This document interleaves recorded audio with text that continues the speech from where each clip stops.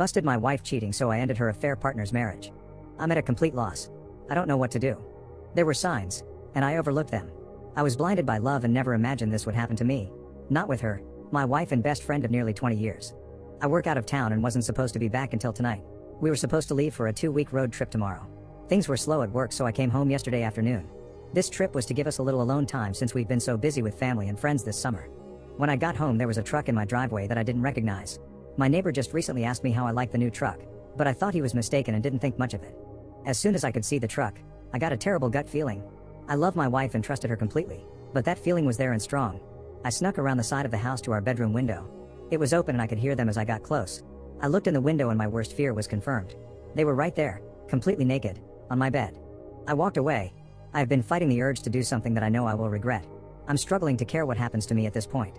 I went to my family's cabin for the night and drank everything there. Today I was on my way home to confront her and decided against it. I'm not ready. All I can feel is anger. All I can think about is violence. I'm not in a good place right now. Not good enough to see her. I'm back at the cabin right now. I have 60 ounces of rum, and have been staring at it for an hour. I want to get drunk and forget this, but I don't want to get drunk and make bad decisions. I know this is a critical moment in my life and my actions in the coming days will dictate the rest of my life. That's why I'm here. I need help. I'm not ready to speak to family or friends, so I am reaching out to strangers. Fuck this world. Update: busted wife cheating. The amount of support and advice I've received is unbelievable. I actually got choked up just realizing how many great people there are out there willing to help a stranger. It gives me a bit of hope for the world at a moment when I needed it most. The downside to all of this support is that I am struggling to respond to people. I have over 600 private messages unread and several hundred comments unread. I want to say thank you to everyone individually, and I'm going to make an effort to do that. But it won't be quick, so I will just start by giving a big thank you to everyone for your kind messages and helpful advice. It really means a lot to me. I have noticed several comments and questions that keep popping up and wanted to provide clarity in addition to my minor update. If you can't tell, I am feeling a lot better today. The pain almost completely went away. I still feel like I've been punched in the gut, but otherwise I have begun looking to the future. It has been 2 days, so this doesn't seem right to me. Is this a calm before the storm, or am I just freakishly resilient? As for the questions and comments I've received, here are some cliff notes to clarify some things. When I said wife and best friend, I was referring to the 2 roles my wife played in my life. The other guy was not my best friend, or even someone I knew. I didn't get a great look at him, but from the quick glance and seeing his vehicle, I don't feel like this is someone I know. We do not have kids. We were planning to have them soon though. We recently sold our house and were set to move closer to my job in September when the new owners take possession. I am going to thank my neighbor, but I'm going to do it subtly like he did for me. A lot of people have been asking me about the signs I mentioned overlooking. Off the top of my head, here are a few. Was texting abnormally late at night. Went for after work drinks with friends, regularly. This was not like her, but I was glad that she was being social. She had yoga once a week but was apparently not paying because one of her coworkers was the instructor and she was helping with setup and cleanup. I also thought she was very inflexible for someone who went to yoga. Unknown caller hang-ups. We regularly answer each other's phones if we are closer to it. Several times she had an unknown caller who would hang up as soon as I answered. We get a lot of spam calls, but usually it's a telemarketer or a debt collector looking for the previous owner of the number. Rarely it's a hang-up. The update is a work in progress. When my brother arrived, we had a good long talk. He has been my true best friend, and I realized I need to always remember that and know that he will always be there for me without judgment the same way I would be for him. He really sets the standard for what a true friendship is, even if we fight on occasion. Since I was supposed to be home last night, I decided to respond to my wife's text. We aren't allowed to have phones on site, so it was reasonable for me to only be texting her. She knows it's easy for me to sneak in some texts. I wrote her and said I needed to go to one of my company's remote sites and wouldn't be able to call her until the end of the weekend. I told her that I would cancel all of the reservations and rebook later. She said she could take her best friend with her this weekend to the romantic bed and breakfast on a vineyard that I booked. I knew it wasn't the best friend she wanted me to think would be going. I told her that I already gave it to my brother and his wife since it was non-refundable and they would pay me back in a month. This morning, I canceled all of the reservations except the romantic one. My brother is coming with me. Fortunately, the hotel let us switch from the honeymoon suite to a room with 2 beds. There also happens to be a really nice lake and boat rentals nearby, so this just turned into a long overdue fishing trip with my brother. This means I'm free for the weekend. I don't have to write her or talk to her for a few days, so that relieves some stress and gives me more time to think. I am currently in the mindset to get a divorce. I honestly can't see it any other way. My brother is supportive of this, but has asked me to take a few weeks and speak to someone. His wife has a friend who is a couples counselor and is willing to talk to me on Monday. I don't see it changing my mind, but at least it might help untangle some of this mess for me.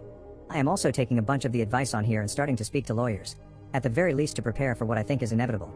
I want to do this right. I've never thought of her as someone who would try to screw me over, but I also never expected her to cheat, so I think I need to be prepared for anything. Thanks again everyone. I'm going to try to enjoy my weekend as much as possible. Update 2. Busted my wife cheating. A lot has happened in the past few days. I'll start with the less important stuff. My brother, Matt, and I drove nearly 5 hours to the B&B on the vineyard. I really appreciate him being there for me through this. It was more of a venting session than anything, but it really helped clear my head. After spending the better part of the drive whining to him, I just wanted a little alone time while he wanted to go out for dinner. I stayed in the room and he went out to eat and took me back some food. He also managed to rent a boat for the next day. On Saturday we hit the water. The owner of the B&B knew about our plans for fishing and was nice enough to pack us a small cooler of food and drinks. It was their way of making the romantic package more useful for two brothers. It was a nice gesture. Fishing wasn't good. We both caught a couple of trout that we had to release due to their size, so the snacks from the B&B worked out great. We stopped fishing at mid-afternoon and then drove around to all of the vineyards and fruit stands buying food and cases of wine for Matt's wife Jen. That night we went for the biggest tomahawk steak we could find. On Sunday we drove back to Matt's place. He lives in the next town over from me, which is about an hour away from my place. When we arrived, Jen was there and we all sat and cracked a bottle of white we had chilling in the cooler. This is when the weekend officially ended for me. Jen told me that while we were away that she decided to go spy on my wife. She told me that the guy was at my place on Friday night all night, but on Saturday morning she managed to get there just as he was leaving. She followed him home and found the apartment where he lived. My wife stayed over there on Saturday night. The same time she was sending me text messages saying she loves me and misses me. Jen said that she was splitting her time between visiting family who live in my town and stalking my wife. She said that she happened to catch my wife leaving his apartment on Sunday morning and took a few pics of them hugging and kissing before she got into her car. I don't want to see them. That pretty much sealed the deal for me. I don't think I could ever trust her again if she can turn it on and off so easily to tell me she loves me while being with a different guy. Still, I decided that I am not going to jump to a knee-jerk reaction based on emotions. I need to remain calm and level. That's when Jen told me that Sharon was coming over for dinner. Sharon is the counselor that Jen set me up with an appointment for. To clarify, she has never met my wife and this was my first time meeting her as well. Sharon was a very nice person and we got along great. After dinner, Sharon and I went for a walk around Matt's neighborhood to walk the dogs and have a bit of a private conversation. Sharon was really helpful in the fact that she was a great listener and made me feel like I didn't need to be guarded. It was therapeutic to be that free with describing my feelings. As much as I am comfortable with my brother, this was just different and very needed. It's the same reason why I like writing this on Reddit. It's a vent session that helps me untangle some of the mess in my head. Our walk lasted an hour and the only real advice that Sharon gave me was to not delay the conversation with my wife. She said that the longer I wait, the harder it will become to talk to her about this. She said I need clarity more than anything at this point, and my wife is the only person that can give that to me. Later that night Jen and Matt offered me to stay with them for as long as necessary. I know that Matt and I have an expiry period for being in close quarters with each other, so I spoke to my boss who was able to set me up in company housing. I've been staying there every second week for a while, but have to leave on days off. He managed to make it work for me to stay full-time for a few months if I needed. I decided to rebook with Sharon for later this week.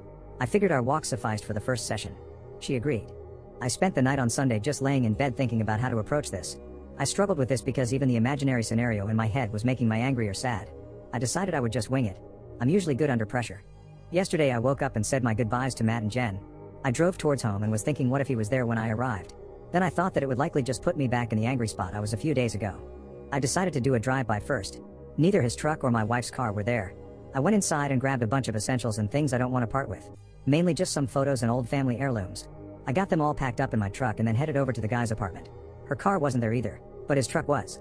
I decided to write her to see where she was. She said she was getting groceries. I trust her so little right now that I drove by the grocery store and actually confirmed she was there.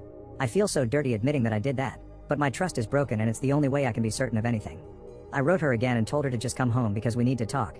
She wrote back, "What's wrong?" I just responded and said she needs to be ready to be honest, and then turned my phone off. She got home 15 minutes later. When she came in, she came over to give me a hug and kiss like she does every time. I turned away from her. She asked me again what was wrong, so I told her that she needs to start being honest with me. She played dumb and said she had no idea what I was talking about. I said, "Okay, if you can't be honest then I am leaving." She started panicking at this point and said, "Are you talking about yoga?" I figured it was a start. I asked her what she was talking about, and she told me that she hadn't been going to yoga. Here's a bit of a breakdown of the rest of the conversation.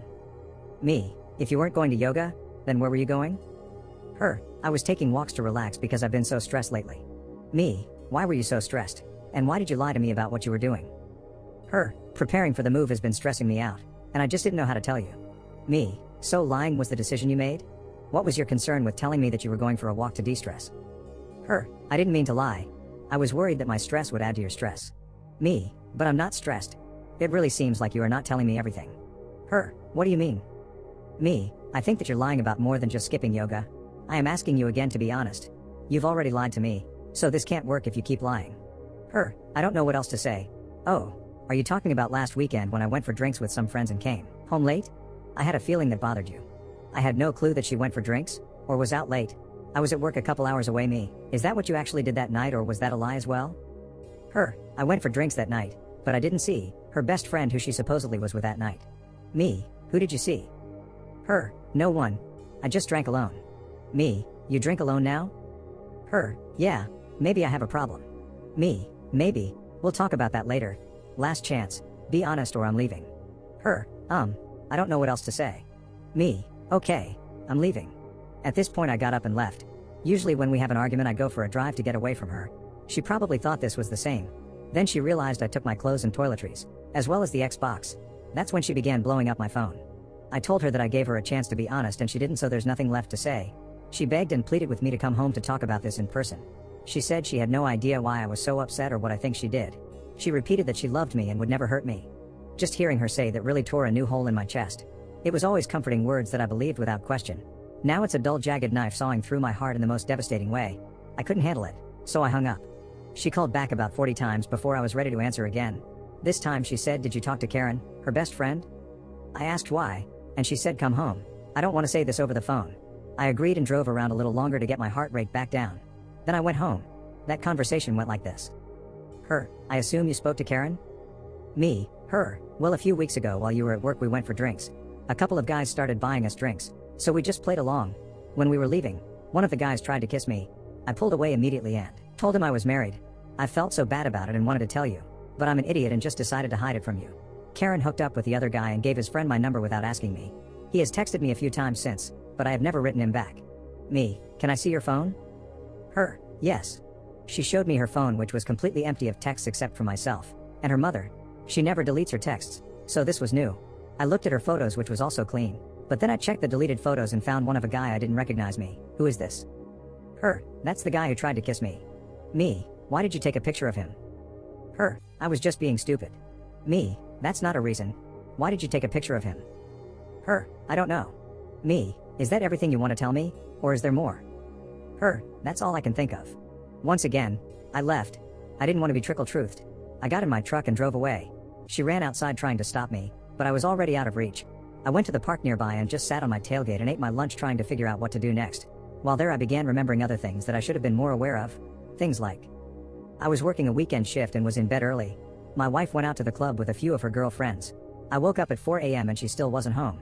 I called her a few times, but there was no answer. About 30 minutes later she called me back and asked if I would come and get her. When I picked her up, she told me that they were trying to hail a taxi but had no luck. A couple of guys that her friend knew stopped and offered them a ride, but wanted to stop at home first. When they got to the guy's house, her married friend went into room with one of the guys.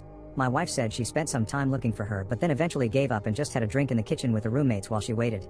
She claims she didn't hear her phone when I tried calling. We fought about this, and she was disgusted by her friend's actions, so she cut that friend out of her life. I thought that was over.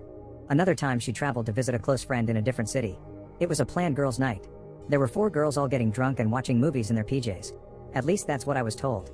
Then she called me around 1 a.m. to say goodnight. We spoke for about 20 minutes and she repeatedly told me that they were having a great girls' night. Then I heard a guy's voice in the background. I asked who it was, and she denied hearing anything at first. Then it happened again, loudly. She couldn't deny it, so she was like, "Oh yeah, X took a couple of guys with her. Everyone here is super pissed about it. She was drunk and 3 hours away. She left me no choice but to trust her." Again, we fought about that and why she refused to tell me they were there. She promised never to put herself in that type of situation again. Clearly that didn't stick. After remembering all of those things, and the conversations we had about them, I was ready to give this one last shot. I turned my phone back on and almost immediately it rang. I answered and she was screaming for me to come home. I drove back to the house. I walked inside and was immediately confronted by her bawling her eyes out. She was sitting on the couch repeating, "I'm so sorry. I'm so sorry." I asked her sorry for what? She began rocking back and forth like a crazy person. It took her a good 5 minutes to catch her breath enough to speak. Her, I lied about the guy who tried to kiss me. Me, okay, tell me what happened.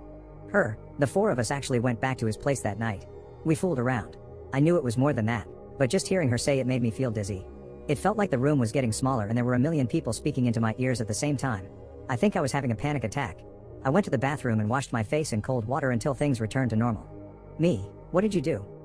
Her, do you want me to actually tell you? Me, yes. Her, he fingered me and I gave him a blowjob. Me, was that it? Her, yes. Me, I'm not playing this game any longer. You either tell me everything right now, or this will be the last time we speak. She began bawling again and took another few minutes before she was able to speak her. We met up again and had sex. I'm so sorry. I love you and will do anything to make up for this. Me, just the one time?